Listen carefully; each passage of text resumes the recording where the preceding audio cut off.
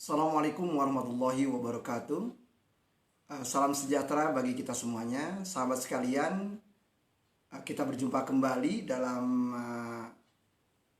Facebook Live langsung dari Saung Bujangga Manik, Pondok Pesantren Suryalaya. Jadi sekitar 100 meter sebelah barat Pondok Pesantren Suryalaya. Insya Allah hari ini adalah saya akan membahas ini adalah sebuah buku yang dikirim oleh Ricky Firmansyah dan Azizah Fajar Islam, dan buku ini adalah membahas tentang Al-Ghazali ya, jadi psikologi Ghazalian. Ricky tadi di dalam sudah melakukan siaran di dalam Facebook Live ya pada waktu pagi hari ya, karena tidak memungkinkan rupanya kita ada kendala teknis, maka saya bilang, udah Rik, kamu bicara dulu lah. Dan saya akan membahasnya malam ini. Apabila kita cermati, maka dari Ricky tadi sudah menguraikan bagaimana tokoh yang bernama Al-Ghazali ini, ya, Abu Hamid Al-Ghazali ini adalah membuat sebuah ragam karya ya, jadi ragam karya yang terkenal tentunya saja Ihya Ulumuddin. Dan dari ragam karya tulis beliau itu kemudian tentunya saja Ricky mencoba memberikan resum ikhtisar dari ragam ide Al-Ghazali di dalam ragam karya-karyanya, dan dia menamakan Ghazalian. Nah, karena ada Ghazali sama dengan Ericksonian, sama dengan Jungian, sama dengan Freudian, sama. Tentunya saja ketika ada unsur an setelah nama orang itu menunjukkan bahwa tafsiran kita dalam hal ini adalah tafsiran Ricky terhadap karya Al-Ghazali. Jadi bisa jadi kalau Al-Ghazalinya sempat hidup dan membaca karya Ricky, mungkin terkagum-kagum. Wah, gitu ya. Jadi Ghazalian ini ya boleh saja, ya tidak hanya Ricky. Saya boleh nulis tentang Al-Ghazali dari perspektif pandang saya. Kemudian juga di sini ada Prof. Holikul Hadi, boleh saja gitu membuat tulisan tentang Al-Ghazali gitu ya. Kemudian Rahma Zikra boleh saja gitu membuat tulisan tentang Al-Ghazali gitu ya. Kemudian ada Fatimah, ada Teh Iyang nih, kandidat dokter Iyang ya. Boleh saja membuat karya-karya tandingan gitu, boleh, silakan. Dan itu berarti ketika Anda berbicara tentang Al-Ghazali, apa yang Anda bicarakan tentang Al-Ghazali belum tentu sebenarnya Ghazali memaksudkannya begitu. Nah, jadi ini adalah otomatis tafsir, atau dengan kata lain adalah ini adalah sarah. Kalau kitab di pesantren itu kan ada kitab sarah. Jadi kitab itu ada sebuah kitab awal, kemudian kitab itu adalah diulas gitu oleh pengulas, kemudian kitab yang ulasannya pun diulas lagi ya, biasa gitu dalam tradisi pesantren seperti itu. Nah, tentunya saja karena ini adalah Ricky adalah S1-nya adalah dari psikologi UIN Syarif Hidayatullah Jakarta, kemudian S2-nya adalah di Universitas Indonesia saat ini ya, di prodi kemudian Islam dan Psikologi. Nah, sangat wajar gitu kalau, dan juga adalah aktivitas Ricky selama ini adalah dalam berkaitan dengan tema-tema yang ada kaitannya adalah dengan tema-tema terapi. Sangat wajar jika dia tertarik dengan Al-Ghazali, karena barangkali kalau kita cermati memang Al-Ghazali ini sedemikian lengkap sebenarnya.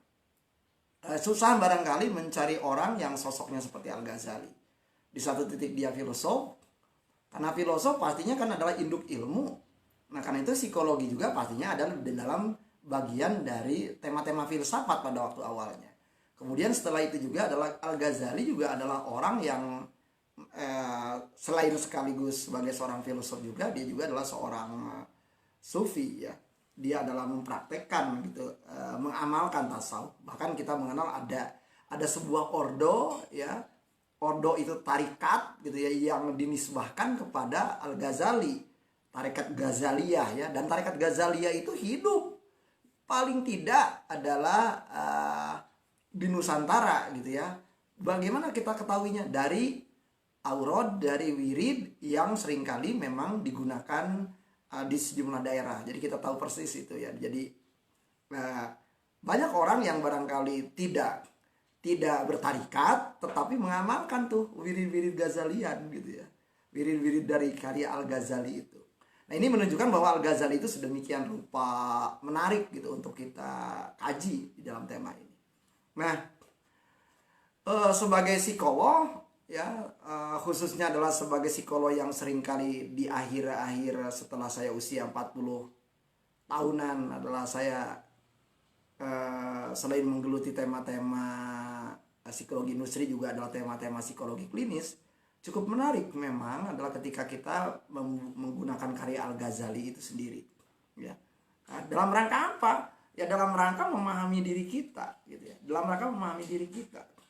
Nah, karena Al-Ghazali adalah lahir dari tradisi Islam, Muslim, maka bagi dia adalah pengenalan tentang psikologi, pengenalan tentang manusia, pengenalan tentang pribadi itu adalah dalam rangka Abdullah, dalam rangka kita beribadah kepada Allah Subhanahu wa taala. Jadi tujuannya adalah itu. Jadi kalau misalnya kita kaitkan dengan maqasidus syariah dalam rangka tema-tema kita menjadi Abdullah, kita menjadi pengabdi Allah, sehingga ilmu psikologi itu, ilmu an-nafs seperti yang dia mengatakannya itu adalah tujuannya adalah dalam rangka kita menjadi Abdullah, kita menjadi hamba Allah. Jadi karena itu nantinya di dalam bagaimana manusia itu bertransformasi, transformasi berarti kan trans artinya beralih, form artinya bentuk. Transformasi kan berarti kita beralih dari bentuk yang satu ke bentuk yang lain. Nah, tentunya saja di dalam kalau kita cermati dari asal usul ya pembentukan manusia, misalnya saja kalau kita gunakan ayat Quran misalnya sebagai patokan ya, di dalam surat Al-Baqarah misalnya saja kita menemukan di situ ada kisah bagaimana Allah Subhanahu wa taala berdialog dengan para malaikat gitu ya, dan di situ ada kaitannya adalah bahwa akan diciptakan manusia gitu ya. Nah, itu kan menjadi menarik gitu. Manusia diciptakan dari segumpal tanah. Tapi kemudian di dalam ayat-ayat lain kemudian ada dan Allah menyiapkan ruh gitu ya. Dan di dalam ayat-ayat lain juga Allah memberikan kepada manusia yang namanya irodah. Nah, menjadi menarik nih. Di sini ada ruh, ada basor ya, ada tubuh dan ada irodah. Nah, irodah itu kan adalah kehendak. Nah, kehendak inilah yang akan bisa menyebabkan manusia itu adalah terserah dia mau kemana nih. Apakah dia mau tergelincir ke serendah-rendahnya ciptaan, atau dia misalnya saja mau melesat ke atas gitu ya, ke dalam setinggi-tingginya kemuliaan. Nah, tema-tema kaitannya dengan Al-Ghazali itu adalah banyak membahas tema ini sebenarnya ya. Jadi kalau kita cermati adalah bagaimana sebenarnya adalah orang itu mau bertransformasi. Nah, bertransformasi itu tentunya saja ada toolsnya, ada perangkatnya, ada alatnya. Nah, alat-alat itu semuanya sudah ada di dalam diri manusia itu sendiri. Nah, karena itu selain Ricky ini juga ada seorang dokter baru ya, belum 1 tahun saya rasa, namanya juga Dr. Ghazali. Nah, Dr. Ghazali pun juga melakukan penelitian tentang Al-Ghazali. Dia menggunakan istilah ilham. Ilham itu adalah ilmu, hal, dan amal. Nah, saya akan mencoba mengeksplorasi ini dari tema-tema psikologi, perspektif psikologi modern sebenarnya.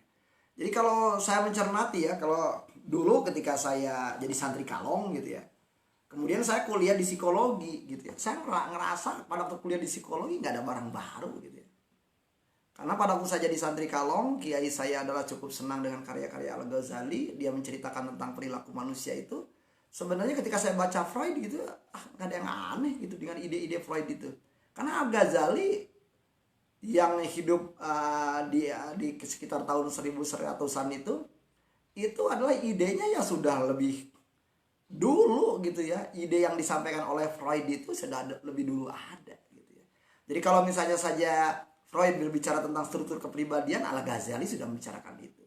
Freud membicarakan tentang bagaimana misalnya pengaruh syahwat, pengaruh id, pengaruh ketubuhan, pleasure principle. Al-Ghazali udah membicarakan itu. Jadi nyari sebagai santri kalong yang waktu itu kuliah di psikologi, saya melihat nggak ada barang baru lah gitu ya kalau misalnya kita lihat psikodinamik itu, karena tema-tema psikodinamik itu adalah terbaca betul gitu kalau kita cermati misalnya saja di dalam ilmu, hal, dan amal.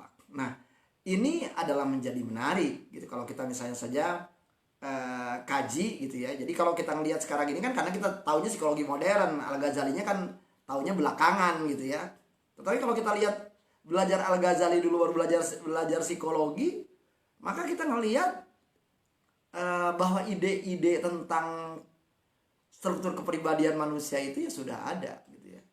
Bahkan Al-Ghazali cukup lengkap. Kenapa cukup lengkap? Karena dia tidak hanya berkaitan dengan tema-tema teorinya saja, tetapi teori itu sendiri adalah dibangun bukan hanya menggunakan armchair experimentation seperti yang dilakukan oleh Freud gitu ya, tetapi juga adalah Al-Ghazali menggunakan dirinya sendiri, bahkan dia bereksperimen dengan dirinya sendiri. Jadi ketika dia melakukan uzlah sekian tahun gitu ya untuk melakukan penelitian tentang beberapa fenomena-fenomena berkaitan dengan diri, dia melakukannya mengeksperimenkan dirinya. Nah, tema-tema seperti ini juga sebenarnya tidak aneh. William Wundt juga begitu melakukannya, tapi itu kan berapa abad kemudian gitu ya. Nah,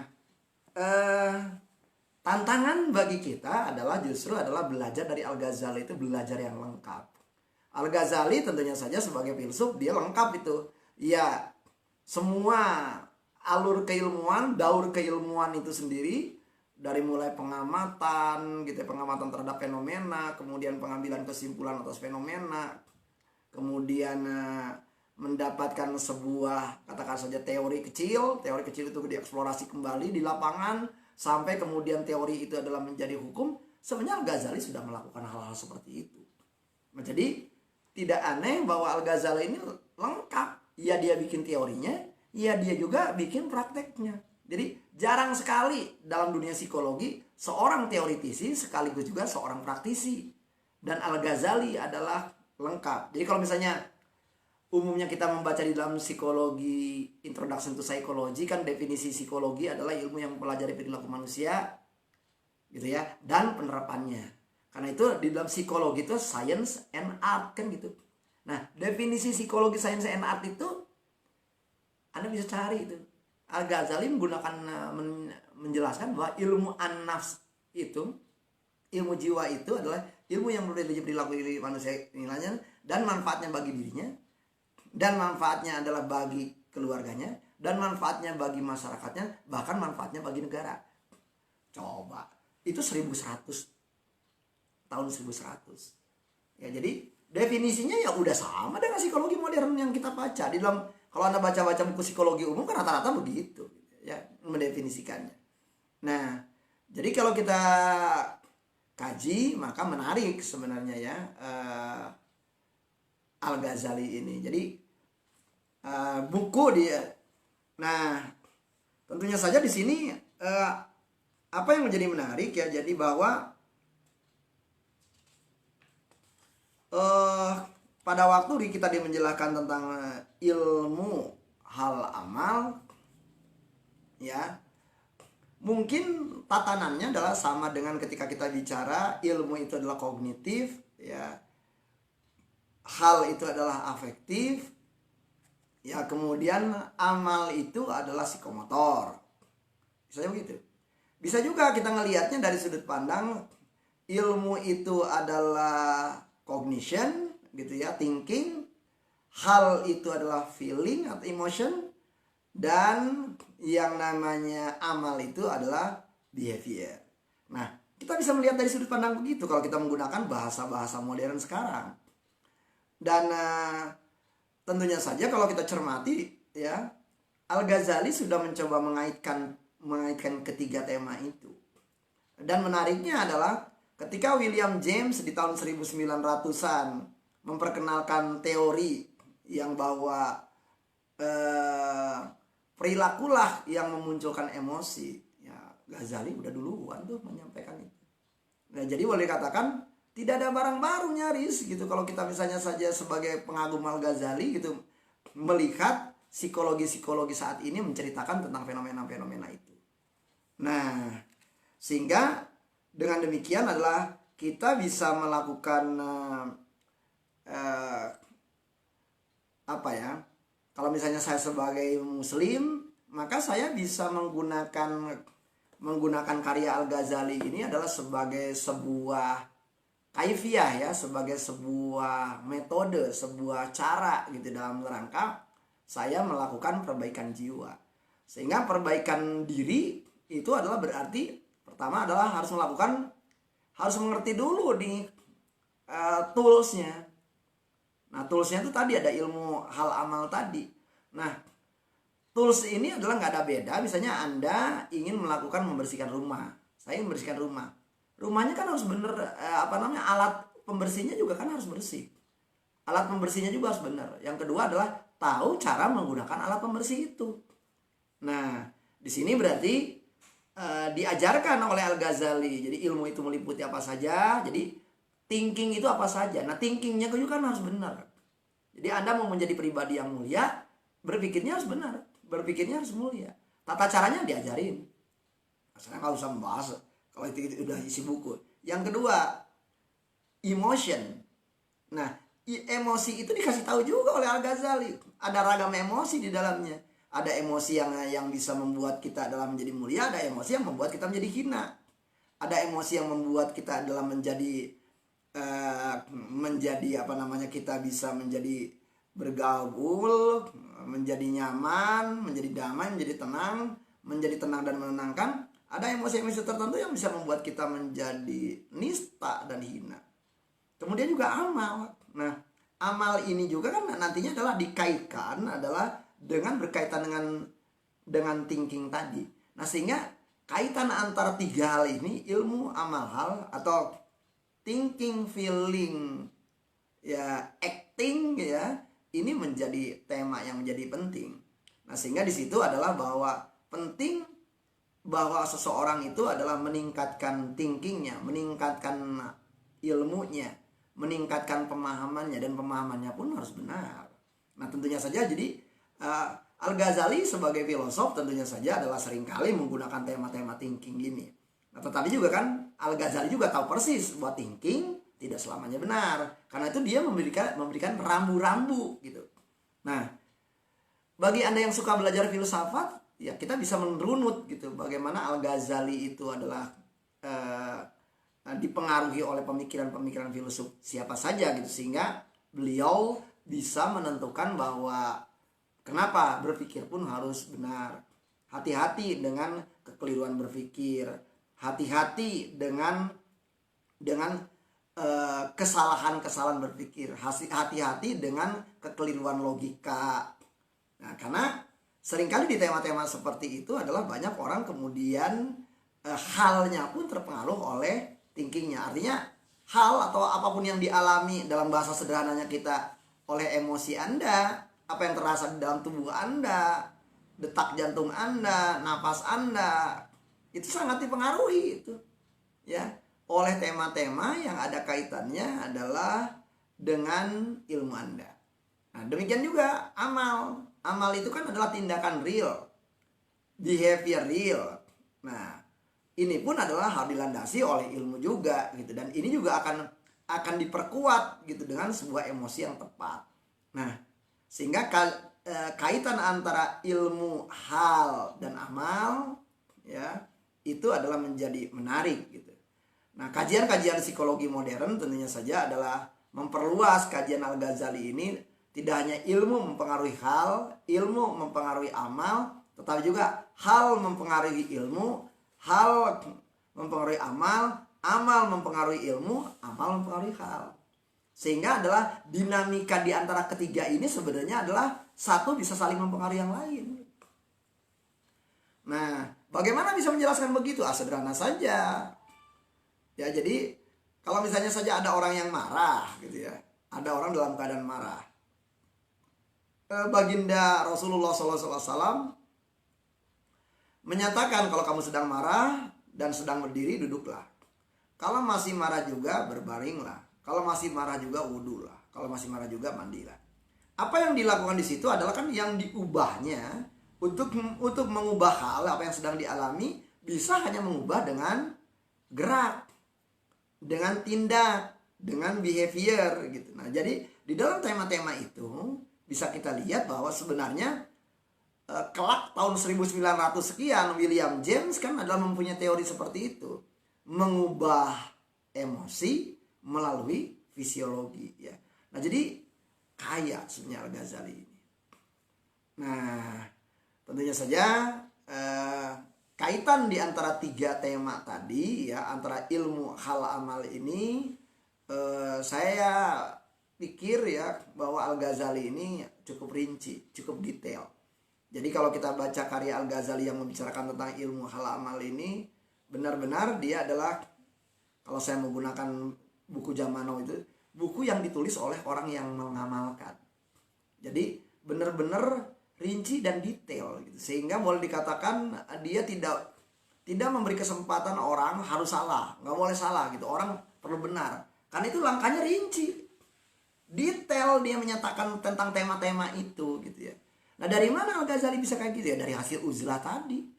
Dari hasil dia menyendiri, bereksplorasi dengan dirinya sendiri, dan itu adalah cukup panjang dan cukup lama. Beliau itu adalah mengeksplorasi ragam tema, ragam pemikiran ya, bahkan dieksperimenkan ke dalam dirinya sendiri. Nah, apa yang barangkali bagi saya cukup menarik mungkin adalah tentang tema akhlak. Jadi akhlak itu bagi Al-Ghazali, definisi akhlak Al-Ghazali adalah bisa bila Anda berperilaku otomatis. Jadi sudah tidak ada lagi di situ Anda berpikir. Sudah tidak lagi Anda memikir-mikirkan, apalagi mikir untung rugi. Ya, jadi kalau misalnya Anda melakukan tindakan masih berpikir untung rugi, berarti belum menjadi akhlak Anda. Nah, ini tema yang menjadi menarik. Jadi kalau transformasi diri itu sampai level itu, berarti kan bahwa tetap berpikir begitu penting juga. Cuman kan barangkali tantangannya adalah bagaimana kita melatih diri kita. Ya, yang tadinya tidak sadar. Jadi kalau misalnya umum di kalangan para kalau kita belajar filsafat itu kan ada orang yang tidak tahu bahwa dirinya tidak tahu. Tidak tahu bahwa dirinya tahu. Tahu bahwa dirinya tidak tahu. Tahu bahwa dirinya tahu. Nah, kan temanya begitu. Nah, di dalam tema-tema akhlak pun demikian gitu. Jadi dimulai dengan bahwa yang bersangkutan sendiri tidak tahu gitu bahwa akhlaknya itu buruk gitu. Kemudian setelah itu adalah akibat pembelajaran tahu bahwa akhlaknya buruk. Setelah ada pembelajaran begitu kemudian dia juga punya keinginan untuk melakukan perubahan. Kemudian melakukan pembiasaan. Kemudian saking dibiasakannya bermujahadah dia dalam melakukan tindakan-tindakan itu, maka menjadi otomatis. Nah, maka pada waktu dia menjadi otomatis itulah menjadi akhlak. Nah, jadi akhlak itu adalah terjadi otomatis tanpa berpikir terlebih dahulu. Jadi kalau misalnya kita mengatakan Nabi Muhammad adalah berakhlak mulia, karena tanpa berpikir dulu ya udah begitu gitu. Nah, tentunya saja kan Nabi Muhammad dilatih. Siapa yang melatihnya? Ya, pertanyaan banyak orang kan begitu. Ya, dilatih oleh kehidupan, dilatih juga oleh kakeknya, dilatih oleh pamannya, dilatih oleh orang-orang terbaik gitu. Sehingga kemuliaan yang memang sudah menjadi milik Nabi Muhammad ini pun juga kan adalah terlatih sehingga menjadi sebuah tindakan yang otomatis. Nah, tantangan bagi kita adalah di sana. Nah, sehingga pemodelan menjadi penting, contoh nyata menjadi penting, pengajaran menjadi penting, pembiasaan menjadi penting ya. Kemudian juga penguatan menjadi penting ya. Kemudian juga penegakan aturan menjadi penting, sehingga langkah-langkah tarbiyah tadi itu adalah menjadi penting. Supaya apa? Supaya menjadi otomatis, sehingga sudah tidak perlu lagi dipikir-pikir lagi. Kenapa? di dalam beberapa karya Al-Ghazali, kadang-kadang pemikiran kita itu seringkali menipu kita juga. Karena di dalam pemikiran kita tuh ada adalah berhitung ya. Selama itu adalah kira-kira baik, kulakukan. Kira-kira nggak baik, nggak kulakukan. Nah, saya rasa Ricky tadi sudah menjelaskan di tema-tema itu. Jadi bertransformasi kalau kita menggunakan pendekatan Al-Ghazali artinya adalah kita berakhlak mulia. Berakhlak mulia menurut Al-Ghazali adalah ketika kita menjadi Abdullah, sebaik-baiknya Abdullah.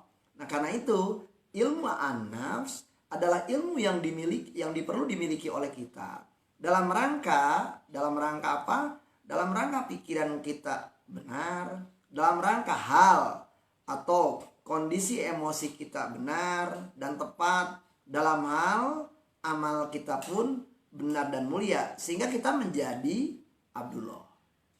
Nah, sehingga apa ukuran orang bertransformasi itu? Apa ukuran orang bertransformasi diri? Ukurannya adalah ketika dia adalah bergerak dalam rangka menuju Abdullah. Sahabat-sahabat sekalian, nah tentunya saja bagi Anda asik juga nih gitu ya.